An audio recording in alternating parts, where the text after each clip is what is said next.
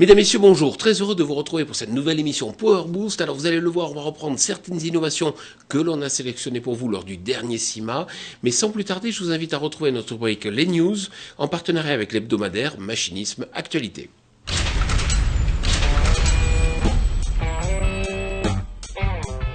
Massey Ferguson lance la nouvelle série MF 6600 qui se décline en 5 modèles de 120 à 160 chevaux. Les moteurs sont des 4 cylindres de 4,9 litres. Côté transmission, les MF 6600 peuvent être équipés des transmissions DINA 4, DINA 6 ou DINA VT. Pour les cabines, 3 versions sont proposées avec suspension mécanique ou hydraulique.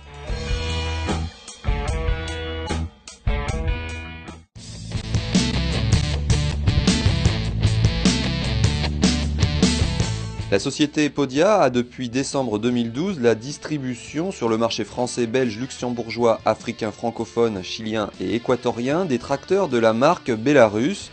La vente se fera via un site internet et le SAV sera assuré par un réseau de réparateurs intervenant dans le secteur des camions. Belarus proposera en France une gamme de 6 tracteurs low cost de 95 à 350 chevaux.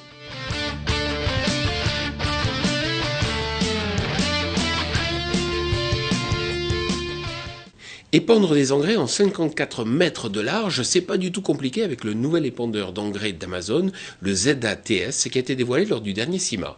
On écoute Emmanuel Lévesque.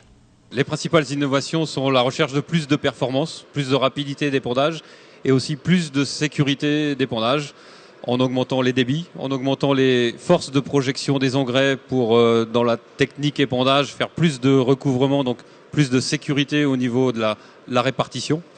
Et, sans négliger d'autres aspects comme la convivialité, le confort et la qualité de l'épandage en bordure aussi, puisqu'on a un nouveau système qui a été cité au CIMA 2013. Alors vous avez parlé de débit de chantier, justement, est-ce que vous avez quelques exemples ? Oui, on a par le fait des trappes qui sont plus grosses, donc qui peuvent accepter plus de débit. On peut citer 640 kg à la minute, ça fait que trappe ouverte à fond, l'épandeur peut sortir, on va dire, plus d'un big bag à la minute. Pour fixer ça autrement, en 36 mètres de largeur de travail, qui est déjà une belle largeur de travail, à 20 km/h, qui est une belle vitesse, on peut encore épandre environ 500 kg à l'hectare.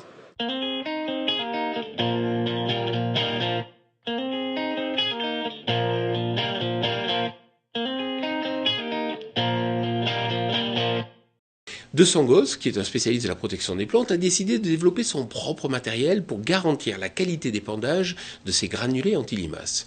On écoute Pierre Olsomandi. Pierre Olsomandi, bonjour. Bonjour. Alors vous êtes chargé du dossier Spando chez De Sangos. Et De Sangos, on vous connaît bien parce que vous êtes dans la protection des cultures, vous êtes bien connu dans ce secteur, mais là, vous êtes plutôt dans l'équipement. De quoi s'agit-il ? Oui, tout à fait. Nous avons développé le Spando TDS, un épandeur centrifuge bidisque qui permet d'épandre les anti-limaces essentiellement, mais qui a aussi la polyvalence et qui permet également d'épandre les petites graines. Nous l'avons développé avec l'IRCEA ex-Semagref, basé à Montoldre. L'objectif était d'apporter une solution innovante aux agriculteurs et surtout d'améliorer les performances techniques, économiques et environnementales des épandages d'anti-limaces. Mais alors, c'est quand même étonnant parce qu'il y a d'autres matériels. On connaît le Delin par exemple. Pourquoi vous avez ressenti le besoin justement de développer cet appareil ? Les épandeurs du marché sont souvent de confection assez archaïque, tout simplement car ces épandeurs sont équipés d'une simple cuve, un simple disque et un seul tube. La conception simple ne permet pas d'avoir des performances balistiques importantes. Notamment, nous avons une très grande disparité sur la largeur de travail. On peut atteindre 40% de variation de dose. Mais également des gros problèmes de casse de granulés. Il faut savoir qu'un granulé cassé, c'est un granulé qui résistera moins à l'humidité et donc l'agriculteur perdra en efficacité. Pourquoi on a de la casse ? On peut atteindre des taux de 35-40% de casse. Ce sont des taux très importants. Et ces granulés cassés sont cassés par les pales qui tournent à 3000 tours minute. Et les disques tournant beaucoup trop vite brisent ces granulés. Ces granulés-là sont projetés sur l'utilisateur. Donc les utilisateurs sont recouverts de granulés, de poussière. Mais également, on a de la production de poussière qui peut être projetée dans l'environnement. Et surtout, ces épandeurs ne sont pas équipés de système de gestion de bordure. Alors ça, c'est vraiment intéressant parce que vous aviez des exigences supérieures à ce qui pouvait exister au préalable et vous avez essayé un peu d'adapter toutes les technologies qui peuvent être développées sur des épandeurs d'engrais, beaucoup plus matures là-dessus, dans le cadre donc de ces systèmes. Tout à fait. Nous avons travaillé avec le CEMAGREF qui possède une grande expertise en épandage d'engrais et d'anti-limaces, avec les épandeurs d'engrais notamment. Donc sur le Spando TDS, nous avons développé plusieurs brevets. Le premier consiste à équiper l'appareil d'un grand disque, un disque de 40 cm de diamètre, c'est le diamètre le plus important sur le marché. Et l'avantage, c'est que ce grand disque est alimenté par 2 tubes d'alimentation, ce qui nous permet d'épandre autant de granulés à droite qu'à gauche de l'épandeur. En termes de régularité, nous sommes à 10% de variation de dose. On a la même régularité qu'un épandeur d'engrais. Ensuite, nous avons beaucoup travaillé sur l'aspect casse. Nous avons équipé l'appareil d'une brosse anti-rebond. C'est une brosse qui permet de plaquer le flux de granulés contre le disque, d'éviter tous les rebonds de granulés et donc tous les phénomènes de casse de granulés. L'appareil est également équipé d'un petit disque qui lui est alimenté par un 3e tube et qui permet de réaliser les épandages de bordure et d'éviter les projections en dehors de la parcelle pour éviter tous les phénomènes de pollution, des fossés, des cours d'eau, etc.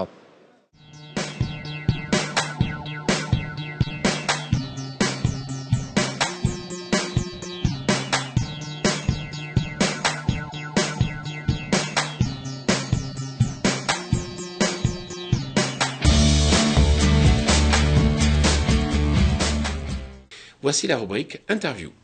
Stéphane Le Foll, vous êtes ici donc au sein du pôle des agroéquipements. Ça regroupe toute la fédération effectivement des constructeurs, l'AXEMA, les distributeurs, le CEDIMA, la PRODEMA qui fait la promotion des métiers du machinisme et effectivement UBI France pour l'export. Vous savez que c'est une filière qui exporte 70% aujourd'hui de sa production. On parle souvent du secteur industriel qui va pas très bien. En voilà un qui marche bien. D'abord, c'est une bonne nouvelle. C'est vrai, comme vous l'avez dit, dans un moment qui n'est pas facile, moment de difficulté. On en a discuté dans les différents stands. Je voyais tout à l'heure là sur les strip-tills, sur tout ce qui va être demain, les outils qui vont permettre sur des techniques de conservation des sols d'avoir la possibilité de semer de manière continue. Tout ça, c'est des éléments majeurs. Je regardais aussi sur les pulvérisateurs les éléments qui permettent de faire les mélanges, non pas dans la cuve, mais au niveau de la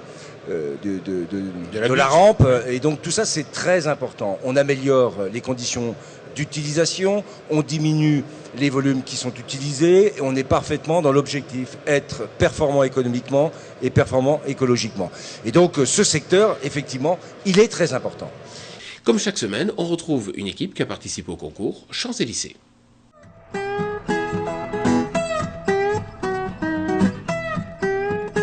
Bonjour, bienvenue en direct de la Marne. Nous sommes ici au lycée de la nature et du vivant de Sommevel et je vais vous présenter la Marcel Team.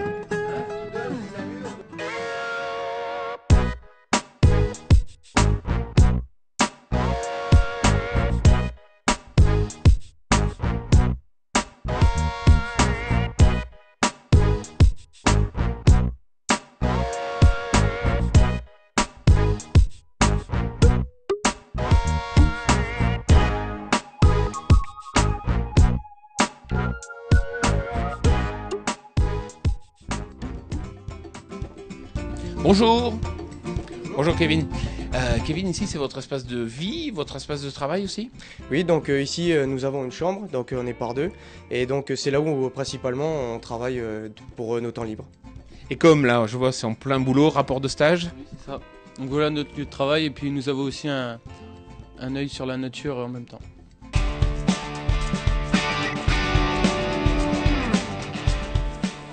Et Julien, mais c'est cool ici avec une salle de muscu pareille. Oui, c'est vrai qu'on a beaucoup d'avantages ici, on a une belle salle de muscu, il y a beaucoup d'appareils, mais à côté de ça, il faut quand même travailler un petit peu.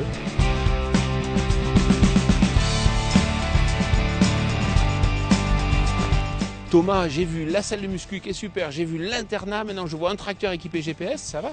Ah bah oui, nous avons une exploitation qui est très bien équipée et très bien fournie en matériel, qui nous permet vraiment de pouvoir bien étudier notre futur métier, en étudiant les différentes cultures exploitées au lycée. Et puis c'est une ferme modèle, car c'est d'ailleurs une ferme pilote et qui est classée agriculture raisonnée. Marcel Leherle, bonjour. Bonjour. Alors vous êtes prof d'agronomie ici. D'où est parti ce projet donc déposé dans le cadre du concours Champs-Élysées? D'où est parti le projet? Eh bien, on parle beaucoup d'agriculture durable, on parle beaucoup d'agriculture bio, etc. Nous sommes dans une région de grande production. L'objectif est d'essayer de faire produire autrement nos agriculteurs.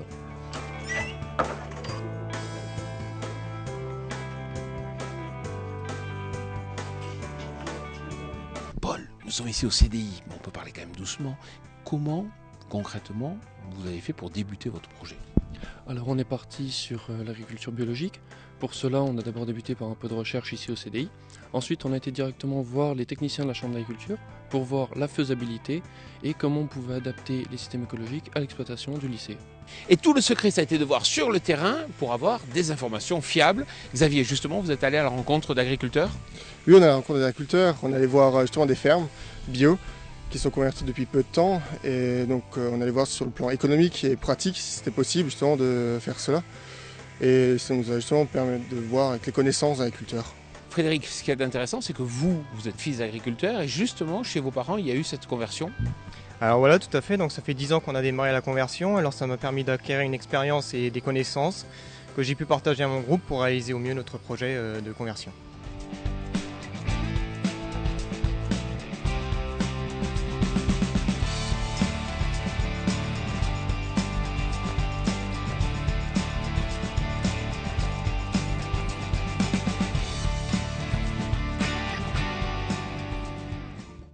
Pourquoi nous sommes dans une parcelle de luzerne? Donc nous sommes dans une parcelle de luzerne car c'est cette culture que nous avons choisie pour intégrer la ferme en biologique. Donc c'est une culture où on peut passer dès la 3e année en culture biologique. Thibaut, quand on est en exploitation, pour la faire basculer en agriculture biologique, on ne peut pas tout faire d'un seul coup.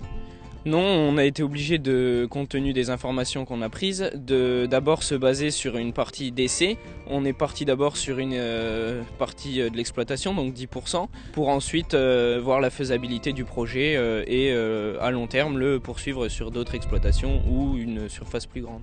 Voilà, Power Boost c'est terminé, mais comme chaque semaine, je vous rappelle que toute l'innovation, c'est sur le site www.agriculture-nt.com. C'est effectivement là que vous allez tout comprendre sur ce qui évolue actuellement en agriculture. Je vous souhaite une très bonne semaine.